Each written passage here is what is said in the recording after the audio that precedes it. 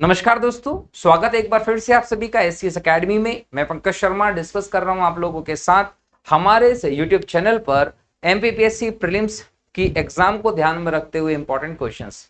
पिछले लेक्चर में हम लोगों ने पहले 50 महत्वपूर्ण क्वेश्चंस देखे थे। ये 50 ऐसे क्वेश्चंस हैं दोस्तों जो एग्जाम की दृष्टि से बहुत इंपॉर्टेंट है और इनकी इंपॉर्टेंस इसलिए और ज्यादा बढ़ जाती है हमारे इस चैनल पे क्योंकि हम इसका डिटेल में डिस्कशन कर रहे हैं। हर एक क्वेश्चन के हर एक ऑप्शन पे हम लोग डिटेल में चर्चा कर रहे हैं क्योंकि हमें ऐसा लगता है कि क्वेश्चन अगर एज इट इज नहीं आया तो ऑप्शन से या हमारे चर्चा जो हम कर रहे हैं वहां से क्वेश्चन एग्जाम में आ सकता है। ऐसे ही 50 क्वेश्चंस पे डिस्कशन आज हम करने वाले हैं। कल हमने 50 तक कर लिया था, आज हम 51 से सीरीज को शुरू करेंगे। आप लोग अगर हमारे यूट्यूब चैनल पर पहली बार जुड़े हैं तो चैनल को सब्सक्राइब कर लीजिए, बेल आइकन पे क्लिक कर दीजिए दोस्तों और अपने दोस्तों के साथ भी इसको शेयर कर लीजिए अगर वो एग्जाम दे रहे हैं तो। क्लियर? चलिए शुरू करते हैं आज के इस लेक्चर को। 51वें नंबर का क्वेश्चन आज हम सबसे पहले देखेंगे। वर्ष 2022-23 में देश के सकल घरेलू उत्पाद में मध्य प्रदेश का योगदान क्या है? सबसे पहले तो इस सकल घरेलू उत्पाद को देखिए। सकल घरेलू उत्पाद का मतलब होता है जीडीपी, ग्रोस डोमेस्टिक प्रोडक्ट। किसी भी देश के भौगोलिक क्षेत्रफल में होने वाले कुल उत्पादन के अंतिम मौद्रिक मूल्य को हम जीडीपी के तौर पर देखते हैं। इसमें देशी और विदेशी दोनों तरीके के लोगों के द्वारा किए गए उत्पादन के अंतिम मौद्रिक मूल्य को शामिल किया जाता है। हमारा देश आज दुनिया की 5वीं बड़ी इकोनॉमी के तौर पर स्थापित है और मोदी जी का ऐसा कहना है कि 2027-28 तक भारत विश्व की 3री बड़ी इकोनॉमी के तौर पर स्थापित हो जाएगा। हम जहां अभी जापान और जर्मनी के बाद 5वें नंबर पर आते हैं, वही पहले नंबर पर अमेरिका, फिर चीन, फिर हम जाएंगे तो आपको जापान, फिर जर्मनी और फिर भारत का स्थान देखने को मिलेगा। तो 5वें नंबर से हम लोग 3रे नंबर पर जो होंगे वो आ जाएंगे। कब तक आ जाएंगे? 2027-28 में। प्रयास सरकार का उस तरफ चल रहा है सुधारों के अंतर्गत। तो भारत दुनिया की सबसे बड़ी इकोनॉमी में 5वें नंबर पर वर्तमान में है जीडीपी के आधार पर हम देखें, जो कि कहीं ना कहीं हमारे समृद्धि को हम देखें इसका एक इंपॉर्टेंट पक्ष हमें दिखाई पड़ता है। लेकिन भारत अपने आप में विकसित तब होगा जब हम बात करेंगे राज्यों के विकास की। हमारे देश में हमें 28 राज्य और 8 केंद्र शासित प्रदेश दिखाई पड़ते हैं। अब अगर आप इन 28 राज्यों की और केंद्र शासित प्रदेशों की विकास की बात करेंगे तब हम लोग अपने आप एक राष्ट्र के तौर पर, एक देश के तौर पर विकसित होते चले जाएंगे। यहां मध्य प्रदेश की बात करें तो 2022-23 के यहां पर हम लोग वित्तीय वर्ष को देख रहे हैं एग्जाम में क्वेश्चन के हिसाब से। सकल घरेलू उत्पाद की बात करें कि मध्य प्रदेश का योगदान कितना है देश में, तो यहां पर आपका है 4.8%। 4.8% योगदान मध्य प्रदेश करता है भारत की जीडीपी में और ये बहुत बड़ा योगदान है। आज अब अगर हम मध्य प्रदेश की जीडीपी की बात करें तो 13,22,821 करोड़ की जीडीपी है हमारे मध्य प्रदेश की। ये आप लोगों को ध्यान रखना है प्रचलित दामों पर। क्लियर है? अब स्थिर भाव पे हम जाएंगे तो इसकी हाफ हो जाएगी, है ना। स्थिर भाव का मतलब हम देखें 2011-12 के आधार वर्ष के आधार पर देखेंगे तो इसका हाफ हो जाएगी, लगभग 6.5 लाख करोड़ के आसपास हम चले जाएंगे। तो मध्य प्रदेश की इकोनॉमी बहुत बड़ी इकोनॉमी है और अगर हम यहाँ इसकी रैंक देखें तो 10वीं रैंक हमारे देश में मध्य प्रदेश की इकोनॉमी की हमें देखने को मिलती है। 4.8% का योगदान मध्य प्रदेश जीडीपी में देता है। ये आप लोगों को ध्यान रखना है क्योंकि एग्जाम में क्वेश्चन यहीं से पूछा गया है। भारत की जीडीपी दुनिया की 5वीं बड़ी इकोनॉमी के तौर पर है और मध्य प्रदेश जो है वो 10वें स्थान पर है हमारे देश में, जिसकी बहुत बड़ी जीडीपी हमें दिखाई पड़ती है। लगभग 4.8% का योगदान मध्य प्रदेश करता है। प्रचलित भावों पर 2022-23 में राज्य की जीडीपी विकास दर कितनी मानी गई है पूछा गया है। तो यहां याद रखिएगा 16.53% मध्य प्रदेश की जीडीपी की विकास दर हमें देखने को मिली है 2022-23 के वित्तीय वर्ष में। ये प्रचलित भाव पर है और अगर हम इसको स्थिर भाव में ले ले तो वो 7.06%। मतलब अगर यह क्वेश्चन थोड़ा सा बदल दिया जाए कि यह प्रचलित भाव की जगह पर स्थिर कीमत कर दे या वो आपको कह दे कि 2011-12 के आधार वर्ष के आधार पर मध्य प्रदेश की आर्थिक विकास दर क्या है, जीडीपी की विकास दर क्या है, तो आपको बताना होगा 7.06%। वहीं प्रचलित भावों पर 16.53% के आसपास आता है। इसका अगर हम तुलना करें देश की जीडीपी की विकास दर से, तो अभी हाल ही में जो आरबीआई ने आंकड़े प्रस्तुत किए हैं उसमें आया है कि भारत की विकास दर 8.2% की रही है। और ये 8.2% की विकास दर जो भारत की हमें देखने को मिली है, ये निरंतरता के साथ है दोस्तों। आज पूरा देश पूरी दुनिया में अगर छाया हुआ है, उसका सबसे बड़ा कारण हम अगर देखें तो भारत की आर्थिक मजबूती है। हम कोरोना के बाद के लगातार ये 3-4 वर्ष देखें तो हर वर्ष में भारत की इकोनॉमी 7% से ज्यादा की दर से बढ़ी है। और हम वो कहते हैं ना कि दूर दूर तक कोई नहीं है भारत के नजदीक में। भारत के पीछे लगभग 5.23% की दर से चाइना की इकोनॉमी है। मतलब चाइना है हमारे बाद, लेकिन वो बहुत पीछे है। और अमेरिका जैसे देश की या दूसरे देशों की हम बात करें, उनकी विकास दर 2%, 2.5% के आसपास है। तो आज दुनिया में आर्थिक विकास की दृष्टि से देखें तो भारत बहुत तेजी से विकास कर रहा है और मध्य प्रदेश का इसमें इंपॉर्टेंट रोल है। मध्य प्रदेश की विकास दर जो है वो प्रचलित भाव के आधार पर अगर हम देखें लगभग 16.53% है और स्थिर भाव के आधार पर देखें तो 7.06% के आसपास हमें दिखाई पड़ती है। ये आप लोगों को याद रखना है। नेक्स्ट प्रश्न है, 2011 की जनगणना के अनुसार मध्य प्रदेश की महिला साक्षरता दर कितनी है? महिला साक्षरता दर 2011 की जनगणना के अनुसार मध्य प्रदेश की है 59.20%। अगर हम ओवरऑल साक्षरता की बात करें, जबलपुर आगे हमें दिखाई पड़ता है, लेकिन महिला साक्षरता की बात करें तो हमारे मध्य प्रदेश में भोपाल ऐसा जिला है जहां आपको महिला साक्षरता सबसे ज्यादा देखने को मिलती है। पुरुष साक्षरता में इंदौर का नाम आता है, महिला साक्षरता में भोपाल का नाम आता है और ओवरऑल साक्षरता की जब हम बात करते हैं तो जबलपुर का नाम हमें देखने को मिलता है। दोस्तों ये याद रखिएगा। क्लियर है? चलिए नेक्स्ट हम देखें, सतत विकास लक्ष्य से संबंधित कथनों पर विचार करना है। 3 कथन दिए गए हैं, इनके आधार पर हमें इसमें से एक ऑप्शन चुनना है कि कौन कौन से कथन सत्य हैं। एक एक कथन को पढ़ते हैं, उसके मतलब को समझते हैं और आधार तय करते हैं कि कौन सा सही है कौन सा गलत है। पहला है एसडीजी। एसडीजी का मतलब होता है सस्टेनेबल डेवलपमेंट गोल्स, सतत विकास लक्ष्य। एसडीजी 3 सूचकांक में मध्य प्रदेश का स्थान कौन सा है? 17वां स्थान। यहां पर याद रखिएगा कि मध्य प्रदेश का स्थान 17वां है, यह सही है।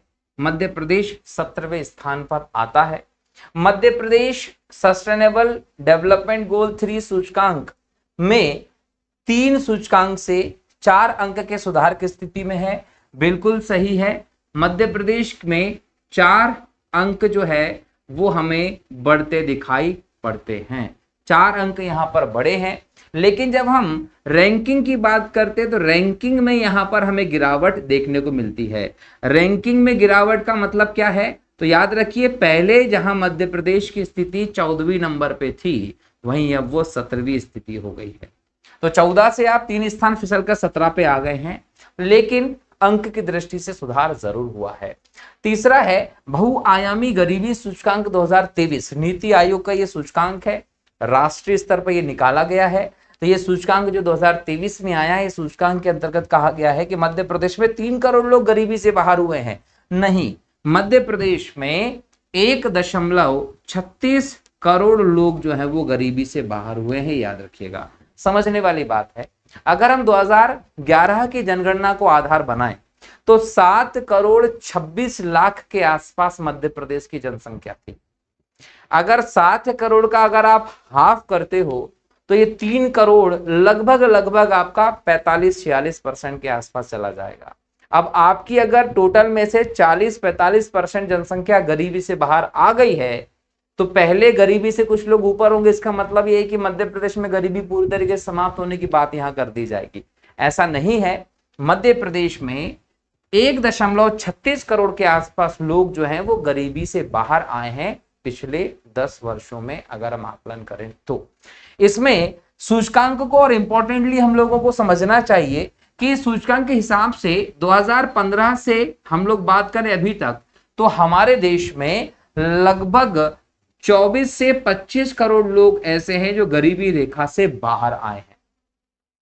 और गरीबी रेखा से बाहर आने वाले इन लोगों की अगर हम परसेंटेज के हिसाब से बात कर लें कि कितने परसेंट गरीबी में कमी आई है, तो ये लगभग लगभग आपको 9.89% के आसपास नंबर आएगा। इतनी गरीबी की स्थिति में हमें कमी देखने को मिली है। इसलिए जब आप चुनाव प्रचार में मोदी जी के भाषण सुन रहे थे तो लगभग हर रैली में उन्होंने इस बात को रखा। हालांकि मोदी जी ने ये डेटा नहीं रखा था कि गरीबों की संख्या में हमने 9.89% की कमी कर दी।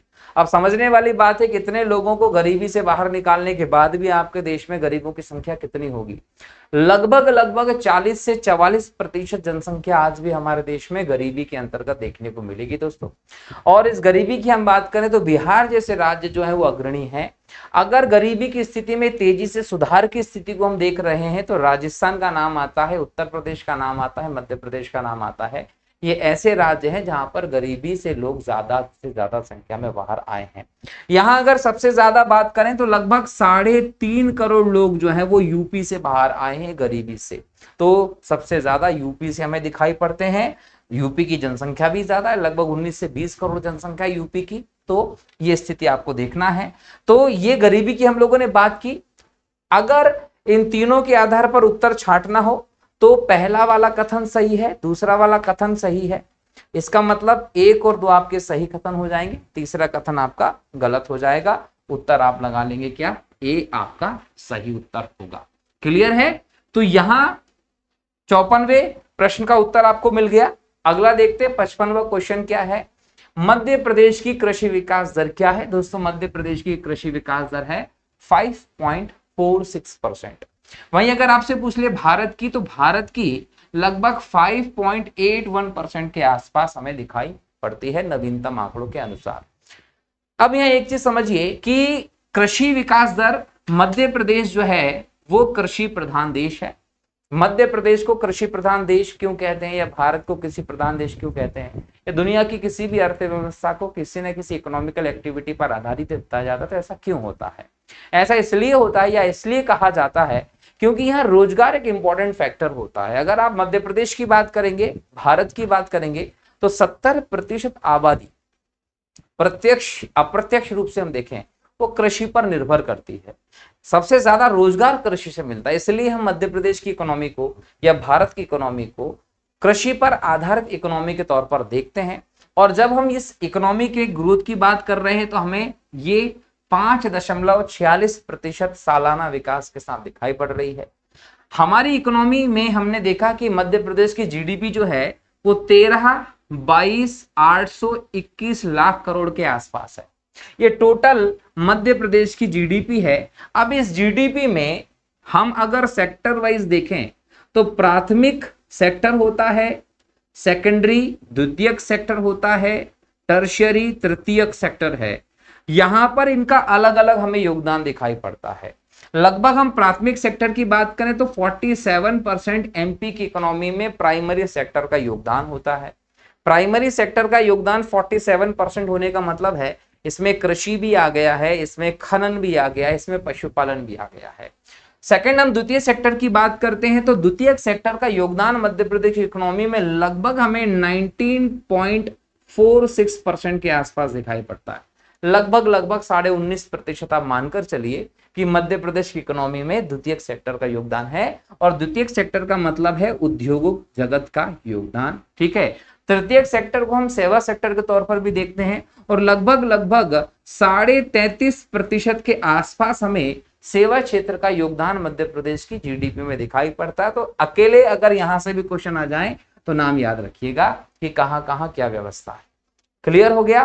तो ये हम लोगों ने सेक्टर के अकॉर्डिंग जीडीपी में इन्वॉल्वमेंट भी समझ लिया, हम लोगों ने मध्य प्रदेश में कृषि विकास दर को भी देख लिया, हम लोगों ने भारत में कृषि विकास दर की स्थिति क्या है उसको भी देख लिया है। अगला प्रश्न है निम्न में से कौन सुमेलित नहीं है? जोड़ी दी गई है, दोनों तरफ की स्थिति को देखना है और क्या सही है नहीं है उसको पता करना है। पहला देखिए, आत्मनिर्भर मध्य प्रदेश 2023 संकल्पना कब दी? तो यहां पर लिखा हुआ है 12 अगस्त 2020। दोस्तों यही गलत है। ये गलत है। आत्मनिर्भर मध्य प्रदेश की संकल्पना 12 अगस्त 2020 को नहीं बल्कि 12 नवंबर 2020 को आई थी। कैबिनेट से कंप्लीट पास होने के बाद मध्य प्रदेश के मुख्यमंत्री रहे उस समय शिवराज सिंह चौहान साहब ने आत्मन MP@23 नाम से आत्मनिर्भर मध्य प्रदेश का रोड मैप जारी किया था।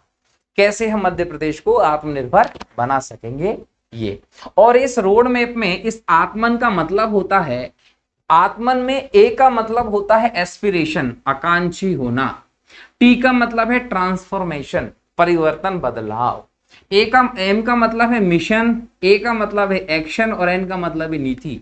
मतलब यहां बोल सकते हैं एस्पिरेशन, बोल सकते हैं ट्रांसफॉर्मेशन, मिशन, एक्शन और नीति। मध्य प्रदेश की 2023 को टारगेट करके ये थी। तो अगर एग्जाम में क्वेश्चन आ जाए कि आत्मनिर्भर मध्य प्रदेश बनाने का टारगेट कब तक का था, तो 2023 तक के लिए रखा था। लेकिन शिवराज सिंह चौहान साहब जब उस समय मुख्यमंत्री थे हमारे मध्य प्रदेश के, तो उनके मन में अचानक से आत्मनिर्भर मध्य प्रदेश बनाने का ख्याल कैसे आ गया? ये ख्याल अचानक से नहीं आया। दरअसल ये वो दौर था जब हमारा देश नहीं पूरा विश्व कोरोना के संकट से गुजर रहा था। हमारे देश में भी हम लॉकडाउन देख रहे हैं और भारत इतना साहसिक निर्णय लेने वाला देश उस समय बना था कि आपने कंप्लीट लॉकडाउन की घोषणा कर दी थी। जहां दुनिया भर की बड़ी बड़ी अर्थव्यवस्थाएं, विकसित देश अपने देश में पूरी तरीके से लॉकडाउन के पक्ष में नहीं थे। उनको ऐसा लग रहा था कि बर्बाद हो जाएंगे, विकास चला जाएगा, क्या होगा क्या नहीं होगा।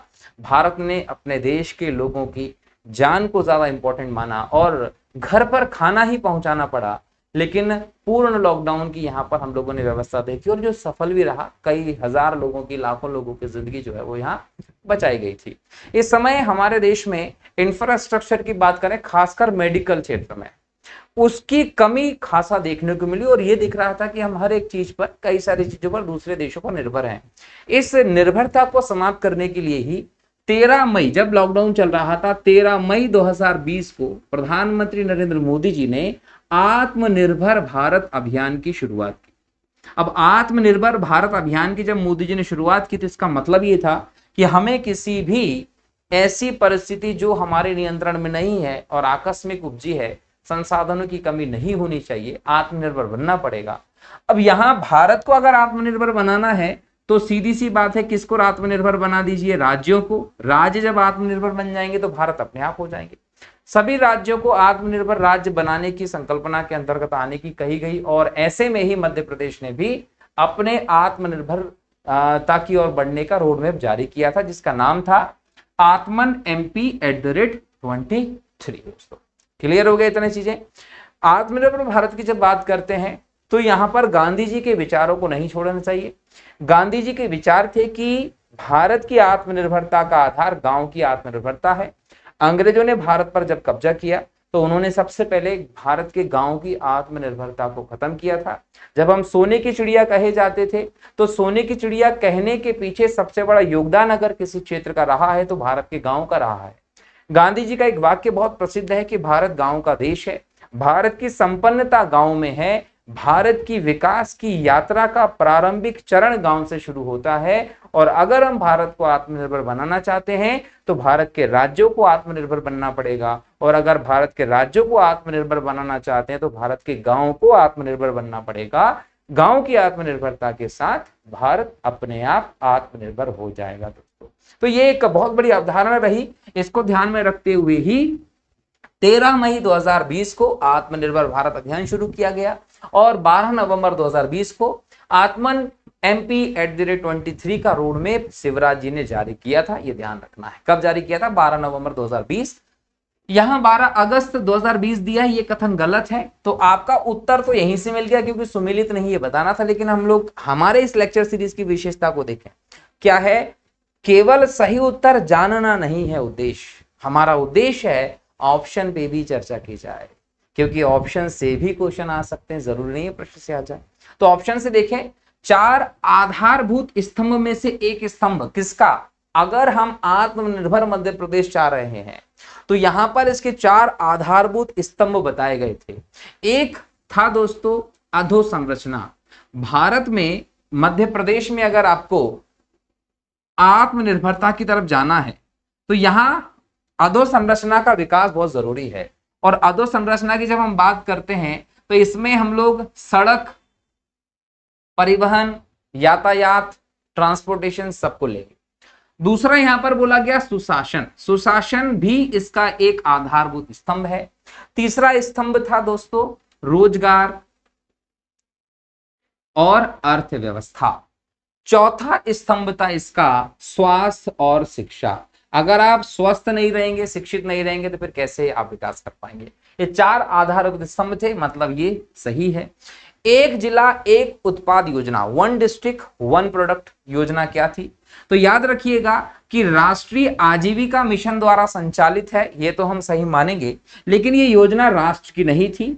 24 जनवरी 2018 को उत्तर प्रदेश के मुख्यमंत्री योगी आदित्यनाथ जी के द्वारा जिलों को निर्यात का हब बनाने के लिए कहीं ना कहीं उत्तर प्रदेश से इस योजना का प्रारंभ करवाया। वहां जब ये योजना सफल होती दिखी, प्रधानमंत्री नरेंद्र मोदी ने जब इसके बारे में सुना, उन्हें ऐसा लगा कि ये योजना बहुत शानदार योजना है और इस योजना के माध्यम से हम भारत के गांव जो हैं उनको आत्मनिर्भर बना सकते हैं, उन्हें निर्यात का हब बना सकते हैं। इसीलिए एक जिला एक उत्पाद योजना को राष्ट्रीय स्तर पर शुरू करने का निर्णय लिया गया और इसे एक राष्ट्रीय योजना के तौर पर स्थापित कर दिया गया था। क्लियर है? और इसके तहत क्या हो रहा है, हर जिले का एक उत्पाद निश्चित कर दिया जाता है, उसके प्रोडक्शन में उसको आगे बढ़ाने का काम किया जाता है। मध्य प्रदेश में भी योजना चल रही है और मध्य प्रदेश के सभी 52 जिलों के अलग अलग उत्पाद निर्धारित कर दिए गए हैं। दोस्तों धनिया उत्पाद एक जिला एक उत्पाद योजना के अंतर्गत धनिया जो है वो गुना का एक जिला एक उत्पाद के तौर पर चिन्हित किया गया है। दोस्तों तो यहां पर हम लोगों ने इन सभी ऑप्शंस को डिटेल में डिस्कशन किया। एग्जाम में यहां से क्वेश्चन आपको जरूर देखने को मिलेगा, मेरी ऐसी आशा है और यही मेरा उद्देश्य है। हर बार जब मैं एग्जाम के पहले क्वेश्चन डिस्कशन करता हूं दोस्तों, मैक्सिमम क्वेश्चंस आते हैं, इस बार भी मुझे आशा है कि आने चाहिए। 57 नंबर का क्वेश्चन, एक तरफ क्षेत्र दी है, एक तरफ जीआई टैग दिया। देखो जीआई टैग क्या है, बौद्धिक संपदा के अधिकार की जब आप बात करते हो तो इसके एक महत्वपूर्ण प्रकार के तौर पर आप जीआई टैग को देखते हो। किसी भी वस्तु को उसके उत्पादित होने वाले स्थान के नाम से एक टैग मिल जाता है, एक पहचान मिल जाती है, इसे हम जीआई टैग के तौर पर जानते हैं। सीहोर में शरबती गेहूं होते हैं, रतलाम में आपको रियावन लहसुन दिखेगा, जबलपुर में आपको पत्थर के शिल्प मिलेंगे, इंदौर में आपको चमड़े के खिलौने मिलेंगे। इस आधार पर आप अपना उत्तर लगा सकते हैं। ए का सी है, ए का सी 2 ऑप्शन में दिखाई पड़ रहा है, बी का 4 है तो बी का 4 आपको, डी जो है वो इस ऑप्शन में दिखाई पड़ रहा है, इसका मतलब आपका उत्तर हो जाएगा बी। क्लियर हो गया?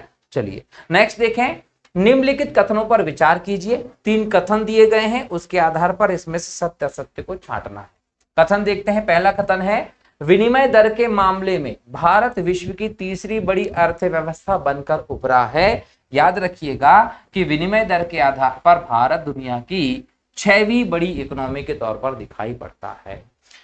स्टेट बैंक ऑफ इंडिया जिसका राष्ट्रीयकरण 15 अगस्त 1955 को हुआ था, नहीं, देखिए state bank of India SBI जो है इसका नेशनलाइजेशन हुआ था 1 जुलाई 1955 को और इसका हेडक्वार्टर कहां है? मुंबई में इसका हेडक्वार्टर है। भारत का सबसे बड़ा कमर्शियल बैंक है, सरकारी बैंक है, कौन? एसबीआई। 1921 में 3 प्रेसिडेंशियल बैंक जो थे, मुंबई का, मद्रास का और बंगाल का, इसको मिलाकर इंपीरियल बैंक ऑफ इंडिया की स्थापना की गई थी।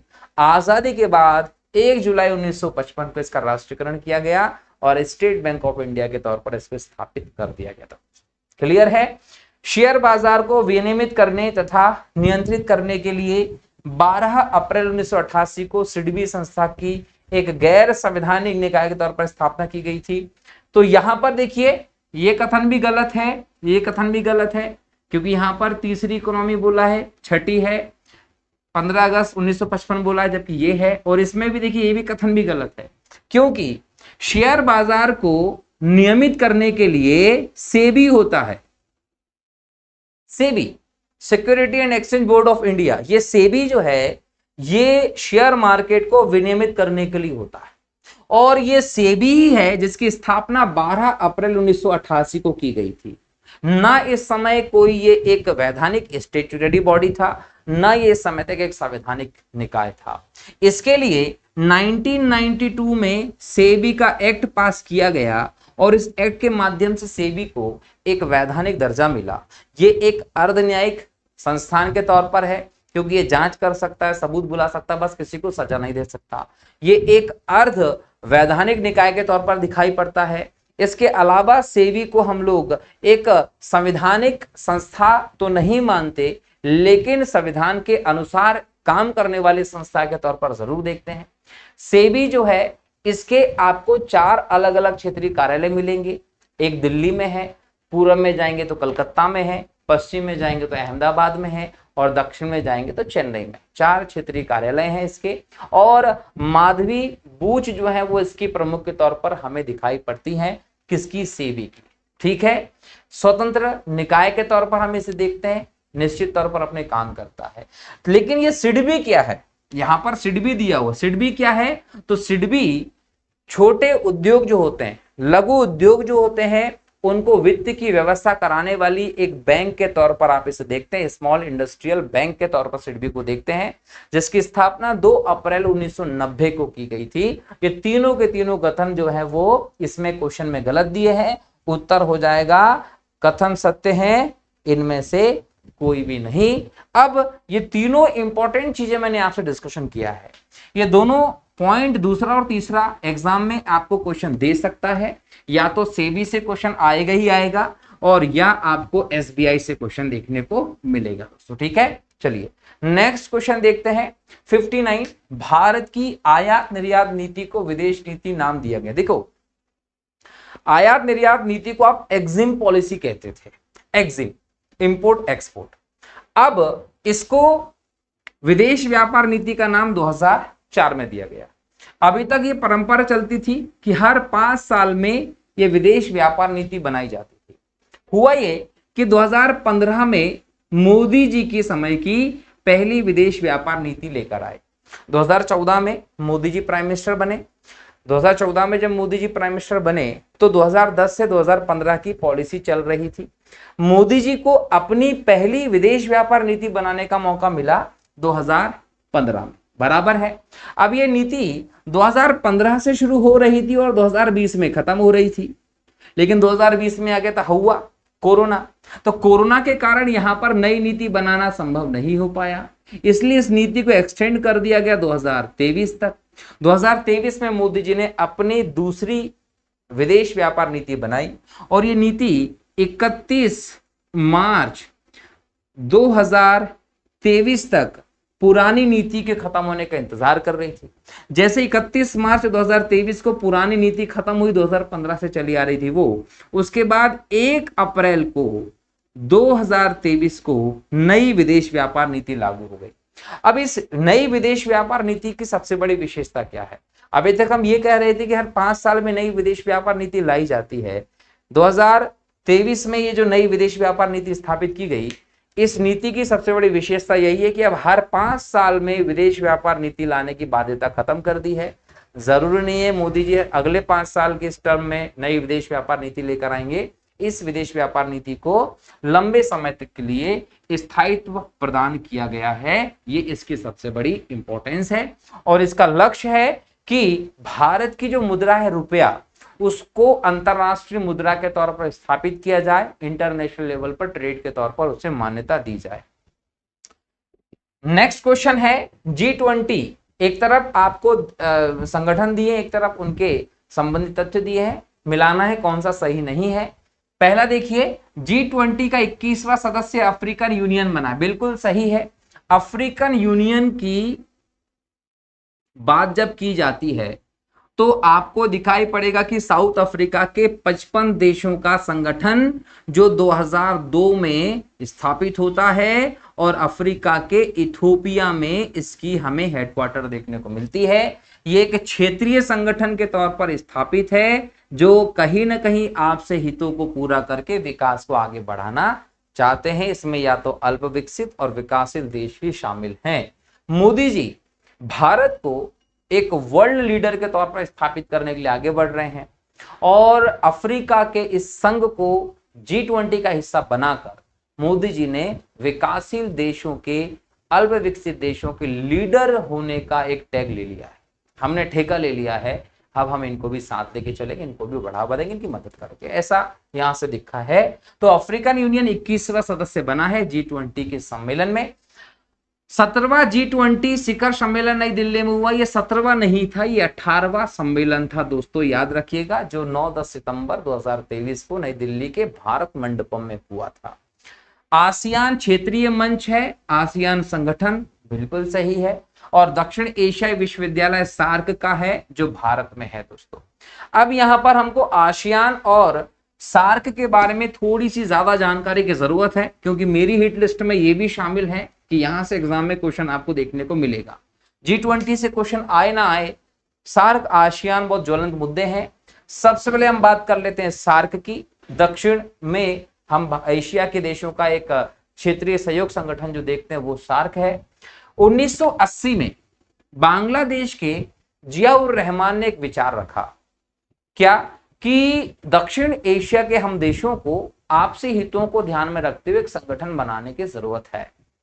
हालांकि 1980 में देश की प्राइम मिनिस्टर इंदिरा गांधी थी, उन्होंने कहा कि देखो इस प्रकार के संगठन की रिलेवेंसी नहीं है, कोई काम का नहीं रहेगा, इसको नहीं बनाते हैं। ये विचार बिना भारत के सहयोग के पूरा नहीं हो सकता था, तो ठंडे बस्ते में पड़ गया। 1984 में 31 अक्टूबर को इंदिरा गांधी जी की हत्या हो गई। राजीव गांधी देश के नए प्रधानमंत्री बने। सहानुभूति के चलते भारी बहुमत इनको मिल जाता, और राजीव गांधी जी के समय सार्क को स्थापित करने का मंसूबा पूरा होता है, और भारत के सहयोग के साथ 8 दिसंबर 1985 को बांग्लादेश के ढाका में इस संगठन को बना दिया जाता है। यह संगठन का मुख्यालय काठमांडू में बनाया गया दोस्तों, और इसके जो प्रारंभिक सदस्य की हम बात करें उसमें बांग्लादेश, भूटान, भारत, मालदीव, नेपाल, पाकिस्तान और श्रीलंका थे। इसके 2005 के सम्मेलन जो हुआ 13वां, उसमें अफगानिस्तान को 8वें सदस्य के तौर पर इसकी मान्यता दी गई। ये तो इसके पूर्णकालिक सदस्य हैं, जिसमें से 7 संस्थापक और वर्तमान में देखें तो 8 हैं। चूंकि इंदिरा गांधी जी ने पहले ही कह दिया था कि इसकी कोई रिलेवेंसी नहीं रहेगी, कारण बहुत सारे थे कि इस संगठन को स्थापित किया गया, आपसी सहयोग हो, ट्रेडिशंस हो, बहुत सारी चीजें थी, लेकिन सबसे बड़ी बात यह थी कि ना तो भारत बांग्लादेश के अच्छे से बन रही थी, और भारत पाकिस्तान तो बहुत बड़े एक बोल सकते रिवाइवल तो देखने को मिलते हैं कि राइवली चलती है इनका, एक पूरा दुश्मनी टाइप चलता है, कंपटीशन चलता है। हुआ यही कि जब जब हम लोगों ने उरी स्ट्राइक का समय देखा था और पुलवामा अटैक देखा था, इन सब के चलते हमने इसका पूरी तरीके से बहिष्कार किया, और बिना भारत के इसकी बैठक नहीं हो सकती। लगातार 7-8 साल से इसकी कोई बैठक हमें देखने को नहीं मिली है, तो इसका कोई रिलेवेंस नहीं रह गया है। हालांकि हमने ऑस्ट्रेलिया को, चीन को, यूरोपीय यूनियन को, ईरान को, जापान को, रिपब्लिक ऑफ कोरिया को, मॉरिशस को, म्यांमार को, यूएसए को इसका एक अनौपचारिक या पर्यवेक्षक सदस्य के तौर पर बना रखा है। तो एग्जाम में या तो यहां से क्वेश्चन पूछेगा या यहां से क्वेश्चन पूछेगा, आपको याद होना चाहिए। नेक्स्ट है आसियान। आसियान जरूर एक इंपॉर्टेंट संगठन है दोस्तों। एक्चुअल में क्या है कि शीत युद्ध का दौर चल रहा है, और इस पूरे दक्षिण पूर्वी एशिया के क्षेत्र में आर्थिक मंदी देखने को मिल रही है, पूरी वैश्विक स्तर पर मंदी थी, यहां पर दिक्कतें ज्यादा हुई। थाईलैंड जैसे देशों ने प्रयास भी किया कि मुद्रा का अवमूल्यन कर दिया जाए, दूसरे देश की मुद्रा की तुलना में हमारे देश की मुद्रा की कीमत को गिरा दिया जाए। हो सकता है इस वजह से लोग हमारे यहाँ पर दिलचस्पी दिखाने लगे, लेकिन मुद्रा का अवमूल्यन करने के बाद भी स्थिति बद से बदतर हो गई, सुधरी नहीं। ऐसे में यहाँ के देशों ने इस चीज को समझा कि जैसे G7 है, ऐसे किसी संगठन को स्थापित किया जाना चाहिए जो हमें काम दिखा सके। ऐसे में इन्होंने अपना एक संगठन बनाया। बैंकॉक घोषणा पत्र में 8 अगस्त 1967 को इसको आसियान नाम दिया। इसके संस्थापक देशों की बात करें तो 5 थे, इंडोनेशिया, मलेशिया, फिलीपींस, सिंगापुर और थाईलैंड। जैसे जैसे ये आगे बढ़ते चले गए, ऐसी स्थिति में इन देशों के संगठन में बढ़ोतरी होती चली गई। 1984 में ब्रुनेई को जुड़ा लिया, 1995 में वियतनाम को जुड़ा लिया, 1997 में लाओस को जोड़ लिया, म्यांमार 1997 में आ गया, और कंबोडिया 1999 में आ गया। ये 5 नए देश मिले तो 10 देशों का एक संगठन आसियान बन के तैयार हुआ। अब यहाँ 10 के 10 देशों का संगठन है, ये 10 इसके स्थायी देश हैं। बाद में ऐसा लगा कि आसियान के हितों को और बढ़ाने की जरूरत है, क्योंकि ट्रेड तो दूसरे देशों से होता है, इकोनॉमी में मजबूती चाहिए, तो इन्होंने कह दिया ASEAN+3।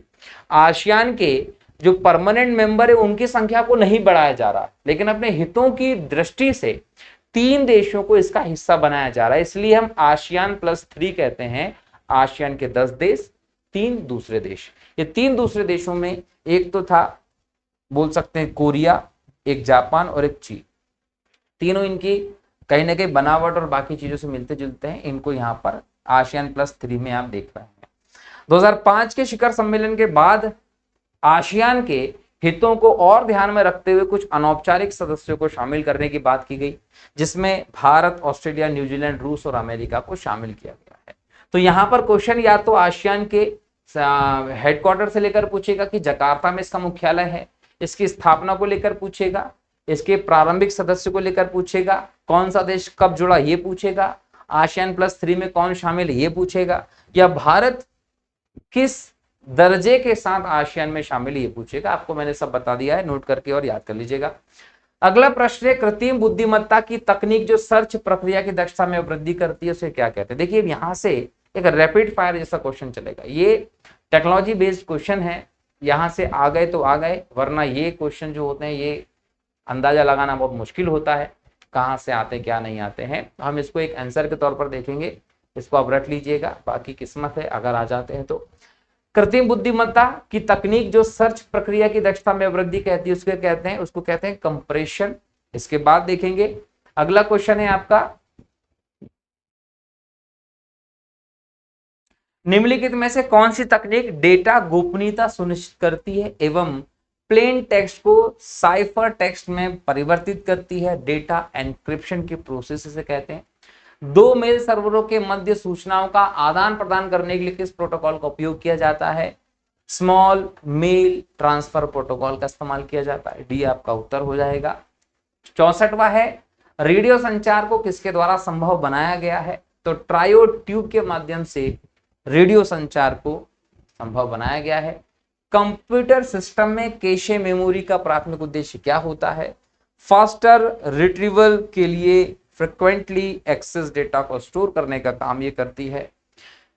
Linked in primary focus क्या होता है। कैरियर ओरिएंटेड सोशल नेटवर्किंग का काम ये करते हैं। ई दक्ष परियोजना जो मध्य प्रदेश सरकार की ई गवर्नेंस पहल है का प्राथमिक उद्देश्य क्या है। इसका प्राथमिक उद्देश्य इंफॉर्मेशन टेक्नोलॉजी प्रोजेक्ट्स एवं ई गवर्नेंस इंप्लीमेंटेशन के लिए सरकारी ऑफिशियल्स को सेंसिटाइज करना। बोलने का मतलब है कि टेक्नोलॉजी जो है वो एडमिनिस्ट्रेशन में किस प्रकार से स्थापित की जा सकती है, किस प्रकार से अधिकारियों को टेक्नोलॉजी के साथ काम करने के लिए बढ़ावा दिया जा सकता है, कैसे अधिकारियों को टेक्नोलॉजी के यूज करने के लिए एक बोलते हैं आदतन किया जाएगा, यूज टू किया जाएगा, उस पर काम करने के लिए ई दक्ष योजना शुरू की गई है मध्य प्रदेश सरकार की। रोबोटिक्स में एक्चुएटर का प्राथमिक कार्य क्या है। स्टोर एनर्जी को मूवमेंट में बदलने का काम ये करता है। ट्यूरिंग टेस्ट में सहभागियों की संख्या कितनी होती है। 3 होती है, याद रखिएगा ट्यूरिंग टेस्ट के अंतर्गत। फजी लॉजिक का किसमें बहुत सफल उपयोग हो रहा है। एयर कंडीशनर में भी होता है, डिश वॉशर में भी होता है और वॉशिंग मशीन में भी होता है। बुकर पुरस्कार, यहां से देखिए क्वेश्चन ऐसे आ गए कि हम यहाँ पर डिस्कशन करना पड़ेगा। बुकर पुरस्कार 2023 से किसे सम्मानित किया गया है। बुकर पुरस्कार की शुरुआत 1969 से हमें देखने को मिलती है। 1969 से देखने को मिलती है। ये पुरस्कार जो है वो हमें उस पृष्ठभूमि के साहित्यिक पुरस्कारों में दिखाई पड़ता है जो विश्व में उच्च स्तर के होते हैं। या तो यूके में, आयरलैंड के क्षेत्र में पब्लिश किया गया हो, या अंग्रेजी का अगर कोई साहित्य लिखा गया, उपन्यास लिखा गया है, उस स्तर पर यह पुरस्कार दिया जाता है। और एक बड़ा पुरस्कार है जो 2023 के लिए पॉल विंच को प्रोपेज सॉन्ग के लिए दिया गया है। अगर हम भारत की बात करें तो भारत के अभी तक 8 लोगों को यह पुरस्कार मिल चुका है, जिसमें प्रोफेसर नायपॉल जो हैं, वीएस नायपॉल, इनको पहली बार बुकर सम्मान से नवाजा गया था। इसे मैन बुकर सम्मान के नाम से भी जाना जाता है। किरण देसाई की हम लोग बात करें या हम बात करें सलमान रुश्दी की, ये वो लोग हैं जिन्हें बुकर सम्मान मिल चुका है। टोटल 8 लोग हैं भारत के जिन्हें ये पुरस्कार मिल चुका है दोस्तों, ये ध्यान रखिएगा। नेक्स्ट हम देखें तो 72 यूरोपियन देश स्पेन के नए प्रधानमंत्री बनाए गए हैं। पेड्रो संवेस, स्पेन की राजधानी मैड्रिड है, ये याद रखिएगा। स्पेन से ही 1492 में हम देखें तो पहला ऐसा समुद्री नाविक निकला था जो भारत आने का रास्ता खोजना चाहता था, और वो भारत नहीं आकर अमेरिका पहुंच जाता है। क्लियर? तो ये आप लोगों को ध्यान रखना है कि स्पेन भौगोलिक खोजों में सबसे पहले कदम उठाने वाले देशों में शामिल देश था दोस्तों। क्लियर है? चलिए आगे बढ़ते हैं। उपन्यास मुझे पहचानो के लिए हिंदी भाषा का साहित्य अकादमी पुरस्कार 2023 किसे दिया गया है? भारत में साहित्य की दृष्टि से सर्वोच्च पुरस्कार में शामिल है साहित्य अकादमी पुरस्कार। 1954 से हम इसे पुरस्कार को देख रहे हैं, हमारे देश में हर साल ये दिया जाता है। और इस साल हम देखें तो संजीव जो है, इनके उपन्यास मुझे पहचानो के लिए पुरस्कार दिया गया है। विजय वर्मा ने डोगरी भाषा में कविता लिखी, इसके लिए इन्हें यह पुरस्कार दिया गया है। नीलम शरण गौर जो है, इन्होंने अंग्रेजी उपन्यास लिखा है, उसके लिए इन्हें मिला है। और सादिका नवाब सहर ने उर्दू उपन्यास के लिए पुरस्कार जीता है। क्लियर है? ये आप लोगों को ध्यान रखना है। नेक्स्ट है आपका 74, दुनिया का तीसरा सबसे बड़ा ई कॉमर्स प्लेटफॉर्म कौन सा देश है? तो भारत है। भारत में हम इसे जेम पोर्टल के तौर पर देखते हैं, ये तीसरा सबसे बड़ा है। अगर हम पहले नंबर की बात करें तो पहले नंबर पर कोरिया का आता है, तो दक्षिण कोरिया का आता है, इसको हम बोलते हैं ई प्रोक्योरमेंट सिस्टम। ये दक्षिण कोरिया का दुनिया का सबसे बड़ा ई कॉमर्स प्लेटफॉर्म है। और इसके बाद अगर हम देखें तो आता है सिंगापुर का, है ना। सिंगापुर का जो है वो हम बोल सकते हैं G20 जो है, ये सिंगापुर का प्लेटफॉर्म है, याद रखिएगा। तो पहले नंबर पर कोरिया का, दूसरे नंबर पर सिंगापुर का G20 आता है, और तीसरे नंबर पर जेम भारत का आता है दोस्तों, याद रखिएगा। अगर हम ई कॉमर्स की दृष्टि से सबसे बड़ी कंपनी की बात करें तो अमेजन का नाम आता है। भारत में फ्लिपकार्ट और अमेजन दोनों चलते हैं। अमेजन पूरी दुनिया की सबसे बड़ी ई कॉमर्स कंपनी के तौर पर देखी जाती है। क्लियर है? चलिए इसके बाद देखें तो नेक्स्ट है आपका अगला प्रश्न है, सेबी के कार्यकारी निदेशक के रूप में किन्हें चुना गया है? जी राम मोहन राव को चुना गया, ये ध्यान रखिएगा। निम्नलिखित में से कौन सुमेलित नहीं है? एक तरफ किताबें दी गई, एक तरफ उनके लेखक दिए गए हैं। तो 4 stars to destiny M Narwani की किताब है, याद रख लीजिएगा, एग्जाम में आ सकता है, ये सही है। सुमेलित नहीं की पहचान करना, ये सही है। इसके बाद इंडिया अर्थात भारत, जे साई दीपक की किताब है, ये भी सही है। The idea of democracy Sam Pitroda की है, ये सैम पित्रोदा की किताब है ये दोस्तों, सलमान रुश्दी की नहीं है। तो ये वाला ऑप्शन आपका गलत हो गया है। ये the idea of democracy Sam Pitroda की है। ये सैम पित्रोदा ओवरसीज कांग्रेस के अध्यक्ष थे। इलेक्शन के दौरान दूसरे लोगों की प्रॉपर्टी लेकर दूसरे एक वर्ग को बांटने की जो चर्चा आई थी वो सैम पित्रोदा ने कही थी, इसलिए इन्होंने अपने पद से इस्तीफा दे दिया था। स्वेलोइंग दी सन लक्ष्मीपुरी की किताब है, ये अगर आप याद कर लेंगे तो एग्जाम में यहां से क्वेश्चन आपको देखने को मिल जाएगा। ठीक, चलिए नेक्स्ट देखें 77, मध्य प्रदेश एवं देश का पहला वन्यजीव अभ्यारण्य जिसने अपना लोगो निर्मित किया है, कौन सा है? यह है रातापानी वन्यजीव अभ्यारण्य। रातापानी वन्यजीव अभ्यारण्य आप 1975 से देख रहे हैं दोस्तों, और 1983 के आसपास इसने अपना लोगो जारी किया था। और इसका लोगो में भी आप बारहसिंगा ही देखते हैं। बारहसिंगा, भूर सिंह दी बारहसिंगा जो है वो कान्हा किसली राष्ट्र पार्क का मस्कट है, तो उसके बाद हम यहाँ इसका भी देख रहे हैं। यहाँ सैलाना की बात करें, सैलाना 1972 में स्थापित किया गया वन्यजीव अभ्यारण्य है, रतलाम में है। करेरा वन्यजीव अभ्यारण्य की बात करें तो ये करेरा वन्यजीव अभ्यारण्य आपको देखने को मिलेगा कहाँ? शिवपुरी में। और करेरा वन्यजीव अभ्यारण्य के बाद बोरी अभ्यारण्य की बात करेंगे, बोरी अभ्यारण्य आपको देखने को मिलेगा होशंगाबाद में। होशंगाबाद में है बोरी, और करेरा अभ्यारण्य जो है वो कहाँ है? शिवपुरी में है। ये आपको करेरा और बोरी दोनों इंपॉर्टेंट तौर पर दिखाई पड़ते हैं।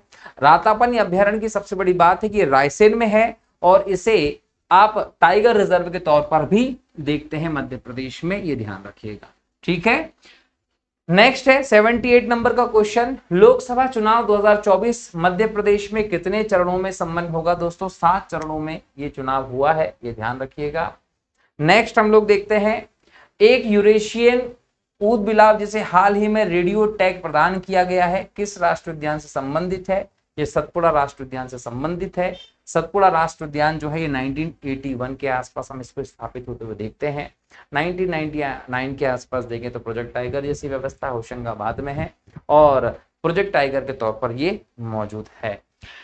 मुख्यमंत्री डैशबोर्ड जो मध्य प्रदेश में सुशासन व्यवस्था को प्रदर्शित करता है, कब लॉन्च किया गया था? तो मुख्यमंत्री डैशबोर्ड जो है वो 2017 में लॉन्च किया गया था। जितने भी अधिकारी हैं उनके काम और चीजों पर निगरानी रखने के लिए इस डैशबोर्ड को बनाया गया है ताकि उनकी कार्यक्षमता को बढ़ाया जा सके। संविधान के किस भाग में पंचायती राज से संबंधित प्रावधान लागू किए गए हैं? भाग 9।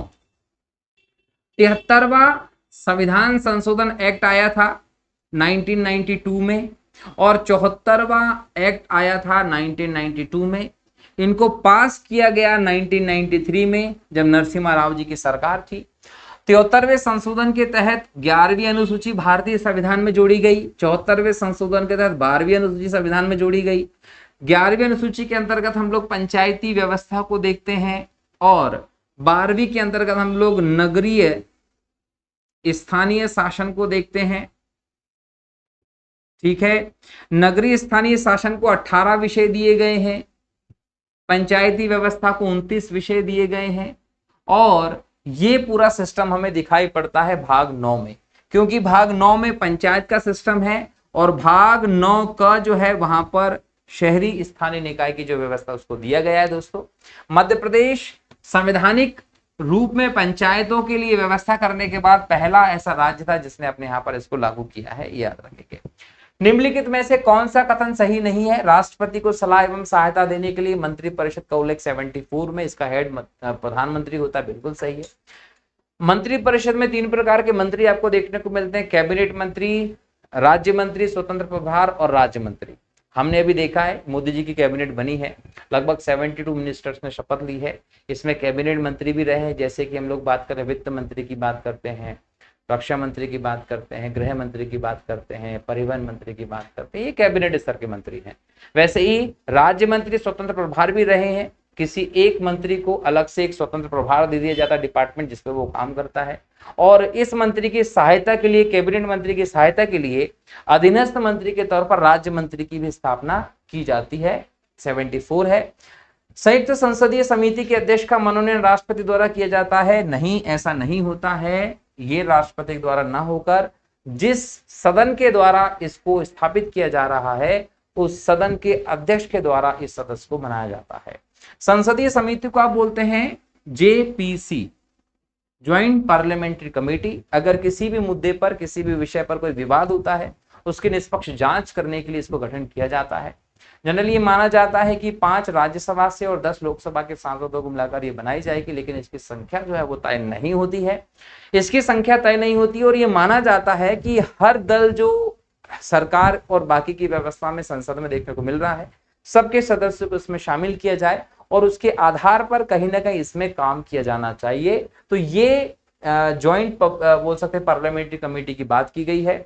इसके अगर हम बात करें तो अस्थायी इसका स्वरूप होता है, जैसे ही काम हो जाता है जांच की रिपोर्ट देने के बाद ये समिति समाप्त हो जाती है, तो अस्थायी समिति ये होती है। दोस्तों राज्यसभा 14 दिन तक किसी धन विधेयक को रोक कर रख सकती है, बिल्कुल सही है। धन विधेयक की जब हम बात करते हैं तो भारत के संविधान के अनुच्छेद 109 और 110 के अंतर्गत इसकी व्यवस्था देखने को मिलेगी। यहाँ सीधा कहा गया है कि धन विधेयक को लेकर सारे अधिकार जो होते हैं वो लोकसभा के पास होते हैं, राज्यसभा अधिकतम इसे 14 दिन तक लेट कर सकती है। इसके अलावा किसी चीज का अधिकार जो है वो राज्यसभा के पास नहीं है। कोई विधेयक धन विधेयक है या नहीं इसका निश्चय करने का अधिकार भी लोकसभा के अध्यक्ष के पास ही होता है। चूंकि सारे अधिकार लोकसभा अध्यक्ष के पास हैं, इसलिए जो संयुक्त अधिवेशन की व्यवस्था अनुच्छेद 108 में है वो इसके अंतर्गत नहीं आती है। कहने का तात्पर्य है कि धन विधेयक के संदर्भ में संयुक्त अधिवेशन नहीं हो सकता है। लोकसभा सदस्य को किसी भी सदन में भाषण देने का विशेष अधिकार होता। देखिए, अगर कोई मंत्री है, लोकसभा का सदस्य है, वो दोनों सदनों में जाकर भाषण देता है। ये आप लोगों को ध्यान रखना है। क्लियर हो गया? चलिए, तो ये 82 नंबर का प्रश्न था। नेक्स्ट है, उच्चतम न्यायालय से संबंधित कथनों पर विचार कीजिए।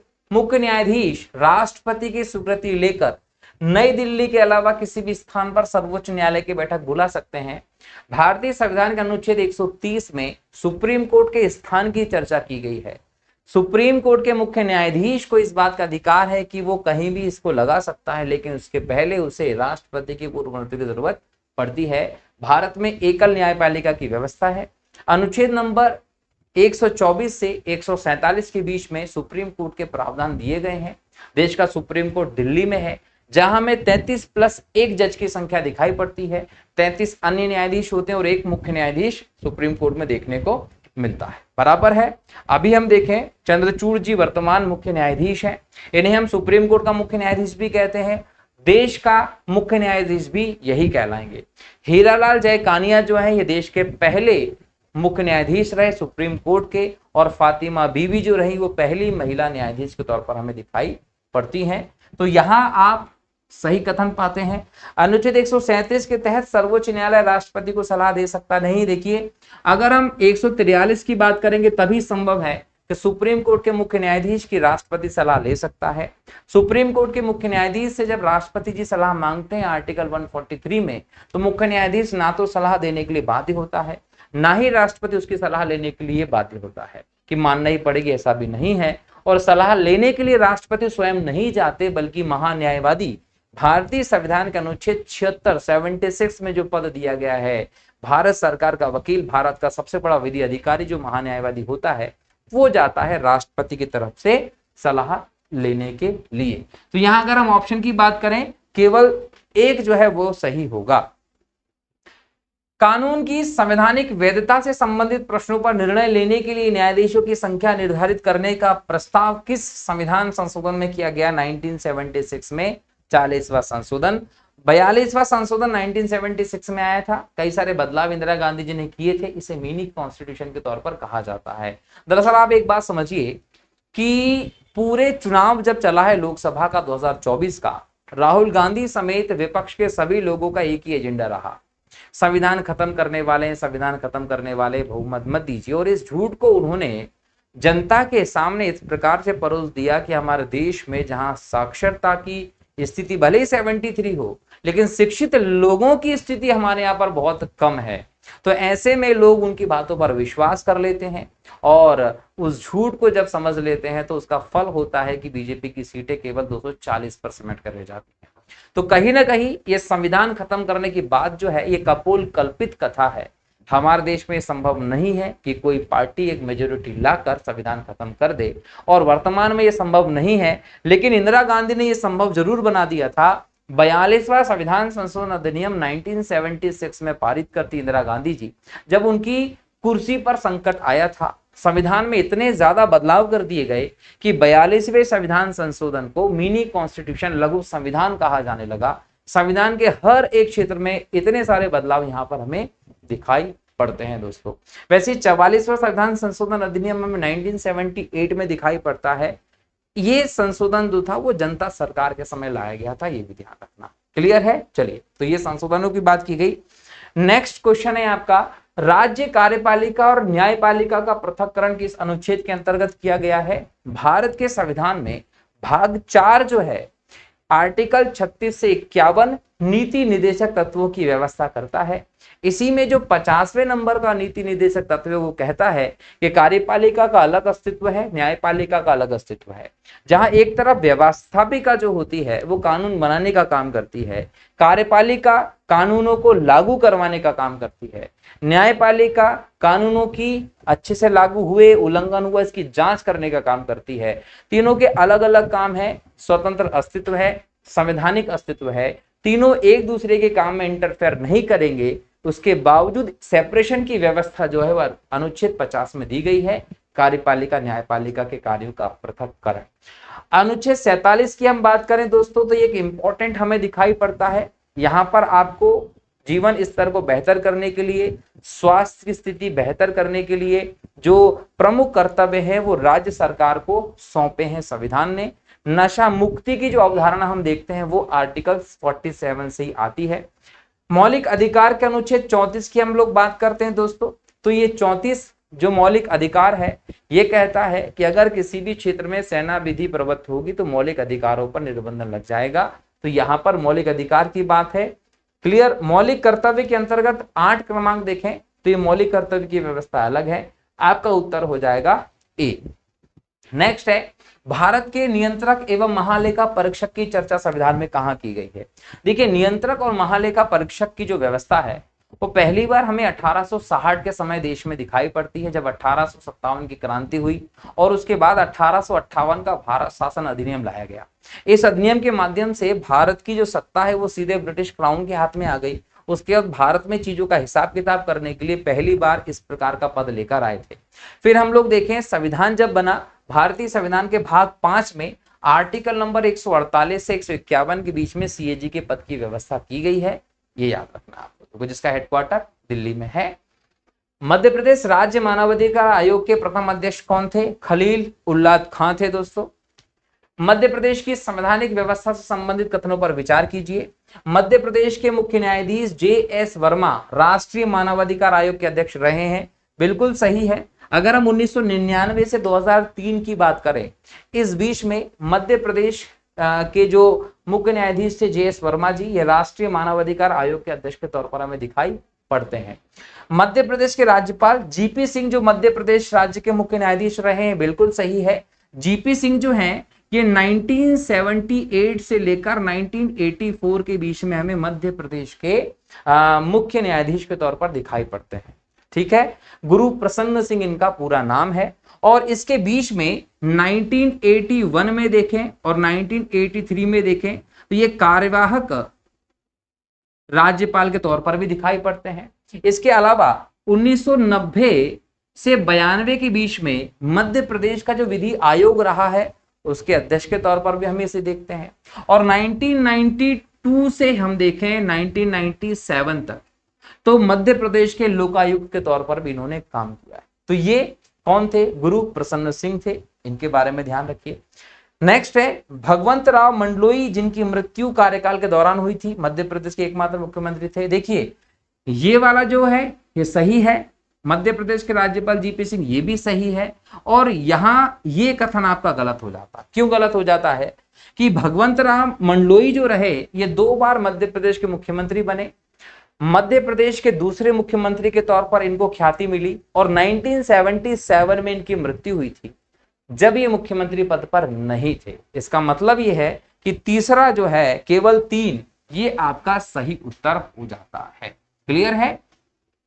नेक्स्ट 89 नंबर का क्वेश्चन क्या है? डॉक्टर राजेंद्र प्रसाद संविधान सभा के अध्यक्ष कौन सी बैठक में चुने गए थे? देखिए अगर हम देखें मार्च 1946 संविधान सभा बनने की बात हुई कैबिनेट मिशन के माध्यम से। जुलाई 1946 में इस पर बातचीत हुई कैबिनेट मिशन के लिए और उसके बाद हम बोलते हैं कि संविधान सभा के निर्माण की पूरी तरीके से प्रस्ताव हो गए और नवंबर 1946 में जब आप पहुंचते हैं तो ये बन जाती। उसके बाद इसकी बैठकें जारी होना शुरू होती हैं। 9 दिसंबर को, 11 दिसंबर को और 13 दिसंबर को 1946 में बैठकें होती हैं। ये होती है पहली बैठक, ये होती है दूसरी बैठक, ये होती है तीसरी बैठक। ये जो पहली बैठक हुई थी 9 दिसंबर 1946 की, इसमें डॉक्टर सच्चिदानंद सिन्हा इन्हें संविधान सभा का अस्थायी अध्यक्ष बनाया गया और इनके नेतृत्व में दूसरी बैठक जो हुई थी 11 दिसंबर 1946 की, सर्वसम्मति से डॉक्टर राजेंद्र प्रसाद को संविधान सभा का अध्यक्ष चुन लिया गया था। क्लियर है? मतलब दूसरी बैठक में हुआ था। और 13 दिसंबर 1946 की जो बैठक थी इसमें उद्देश्य का प्रस्ताव जो था वो जवाहरलाल नेहरू जी के द्वारा प्रस्तुत किया गया था। तो ये आपको ध्यान रखना है कि दूसरी बैठक के दौरान 11 दिसंबर 1946 को डॉक्टर राजेंद्र प्रसाद को संविधान सभा के स्थायी अध्यक्ष के तौर पर चुना गया था। 90 नंबर का प्रश्न है, मध्य प्रदेश राज्य जनजातीय संग्रहालय भोपाल की स्थापना कब की गई थी? 2013 में की गई थी दोस्तों। ठीक है, नेक्स्ट क्वेश्चन है, आदिवासी लोक कला एवं बोली विकास अकादमी की स्थापना किस वर्ष की गई थी? याद रखिएगा 1980 में की गई थी। अगला प्रश्न है, मध्य प्रदेश राज्य विमुक्त घुमक्कड़ एवं अर्ध घुमक्कड़ जाति विकास अभिकरण के संबंध में कौन सा कथन सुमेलित नहीं है? सुमेलित नहीं हो बताना है। गठन कब हुआ इसका? 1996 में, बिल्कुल सही है। इस प्राधिकरण के विनिमय के लिए 1995 में पंक्तिबद्ध कराए गए थे, बिल्कुल सही है। इसकी संरचना में एक अध्यक्ष होता है, बिल्कुल सही है। शासकीय सदस्य 4 नहीं होते, शासकीय सदस्य होते हैं 6 और अशासकीय सदस्य होते हैं 5। इसका मतलब ये वाला कथन जो है वो गलत है। संचालक विकास अभिकरण के पदेन सदस्य सचिव होते हैं। देखिए ये भी सही है, ये भी सही और ये भी सही है। इसमें गलत क्या है? 4 और 3। अशासकीय सदस्य होते हैं 5 और शासकीय सदस्य होते हैं 6। इस हिसाब से ये गलत था, इसको सही कर लीजिएगा और उत्तर हो जाएगा आपका सी। क्लियर है? नेक्स्ट क्वेश्चन देखते हैं 93 नंबर का प्रश्न बोलता है, लोक साहित्यकार ईसुरी का वास्तविक नाम क्या था? ईश्वर प्रसाद अरजरिया ईसुरी का वास्तविक नाम था। ईसुरी की फाग जो है बुंदेलखंड में बहुत ज्यादा फेमस है। इनका जन्म जो है उसकी हम बात करें तो वो झांसी का रहा है दोस्तों। 1898 में इनका जन्म हुआ था। इनके पूर्वज ओरछा के थे जो किसी वजह से झांसी प्रवास कर गए थे और ईसुरी ने लोक कला की दृष्टि से, लोक गायन की दृष्टि से बहुत ज्यादा ख्याति प्राप्त की। इनकी फाग बहुत ज्यादा फेमस है। ठीक है, नेक्स्ट है, केमाली नृत्य किस क्षेत्र से संबंधित है? केमाली नृत्य बघेलखंड से संबंधित है। विवाह के अवसर पर किया जाने वाला एक फेमस नृत्य है ये केमाली नृत्य। ये नृत्य जो है इसको साजन सजनी नृत्य के तौर पर भी आप जानते हैं। बघेलखंड में ये नृत्य होता है। ठीक है, याद रखिएगा। नेक्स्ट है, मध्य प्रदेश के प्रमुख जनजातीय व्यक्तित्व के संबंध में विचार कीजिए। रघुनाथ सिंह मंडलोई भिलाला जनजाति के थे, बिल्कुल सही है। 1857 की क्रांति में भाग लेने वाले स्वतंत्रता संग्राम के नायक थे, ये सही है। लहरी बाई जिन्हें मिलेट्स एम्बेसडर बनाया गया था, बिल्कुल सही है। लहरी बाई मिलेट्स एम्बेसडर बनाई गई थी। G20 के समिट के समय इनका एक विशेष स्वागत भी किया गया था। भूरीबाई जिन्हें बेगा चित्रकला के नए आयाम रचे। देखिए भूरीबाई जो है ये बेगा चित्रकला की नहीं थी। भूरीबाई जो रही है ये भील चित्रकला की रही, जिन्होंने कैनवास पर अलग प्रकार से भील चित्रकारी को पहचान दिलाई और इन्हें पद्मश्री भी इसके लिए दिया गया है। तो पहला और दूसरा सही है, ए आपका सही उत्तर हो जाएगा। नेक्स्ट है, कोहबर चित्रकला किस प्रमुख अवसर पर की जाती है? विवाह अनुष्ठान के समय की जाती है। वैसे कोहबर चित्रकला जो है वो झारखंड की आदिवासी चित्रकला का बहुत बड़ा एग्जाम्पल है जो आपको ध्यान रखने की जरूरत है। टेराकोटा शिल्पकला का संबंध किस जनजाति से है? पुनिया जनजाति से संबंधित है। कर्मा नृत्य कौन सी जनजाति का नृत्य है? गोंड जनजाति का नृत्य है जो भारत की सबसे बड़ी जनजाति है दोस्तों, ये ध्यान रखिएगा। नेक्स्ट है, प्रतिभा योजना कब प्रारंभ की गई थी? 2016 में मध्य प्रदेश सरकार शिवराज सिंह चौहान साहब के द्वारा जनजातीय लड़कियों को, छात्राओं को एक छात्रवृत्ति के तौर पर 5,000 रुपए सालाना की छात्रवृत्ति देने की व्यवस्था की गई थी दोस्तों। क्लियर है? चलिए, तो ये आपकी प्रतिभा योजना रही है ताकि लड़कियां आगे बढ़ सके। अगला प्रश्न है कि इस अनुच्छेद के अंतर्गत राष्ट्रपति लोक अधिसूचना द्वारा राज्यपाल के परामर्श के पश्चात जनजाति समुदायों को विनिर्दिष्ट कर सकता है जिन्हें अधिसूचित जनजातियां समझा जाएगा। अनुच्छेद 342, किसी राज्य के राज्यपाल के द्वारा परामर्श के बाद ही राष्ट्रपति किसी भी जनजाति की बोल सकते हैं को अनुसूचित जनजाति के तौर पर दर्जा दे सकता है, आर्टिकल 342 के अंतर्गत। क्लियर है? तो ये आज हम लोगों ने क्वेश्चंस पर आधारित सेकंड लेक्चर किया और आपके 100 क्वेश्चंस हम लोगों ने यहाँ डिस्कस कर लिए हैं दोस्तों, ये ध्यान रखिएगा। 100 क्वेश्चन से क्वेश्चंस आने की संभावनाएं हैं। अगले लेक्चर में और नए 50 क्वेश्चंस पे डिस्कस करने वाला हूं। लगातार हमारे इस लेक्चर सीरीज से जुड़े रहिएगा। ऐसे लोग जिन्होंने हमारे चैनल को सब्सक्राइब नहीं किया है और जो ना तो यूट्यूब चैनल पे किसी वीडियो को शेयर कर रहे हैं, कोई डाउट हो तो कमेंट नहीं कर रहे हैं, प्लीज करना शुरू कर दीजिए। चैनल को सब्सक्राइब कर लीजिए और लगातार नोटिफिकेशन आपको मिलते रहे, इसके लिए बेल आइकन पे भी क्लिक कर लीजिए। क्लियर है? आगे जाकर जैसे ही 23 जून का पेपर हो जाएगा हम मेंस की तैयारी भी ऑनलाइन करने वाले हैं। मेंस के जो लेक्चर्स होंगे आपको विद पीडीएफ नोट्स डिटेल में यहाँ पर समझाने वाला हूँ। मेंस का सिलेबस भी विद इन टाइम पूरा मैं अपने इस यूट्यूब चैनल पे आपको कवर करवाऊंगा। तो लगातार हमारे इस यूट्यूब चैनल से जुड़े रहिए। आपके भाई बंधु दोस्त यार जो तैयारी कर रहे हैं उन सबसे शेयर कर लीजिए, ठीक है। चलिए मिलता हूँ अगले लेक्चर में, तब तक के लिए बहुत बहुत शुक्रिया दोस्तों। जय हिंद, जय भारत, वंदे मातरम दोस्तों, जय श्री राम।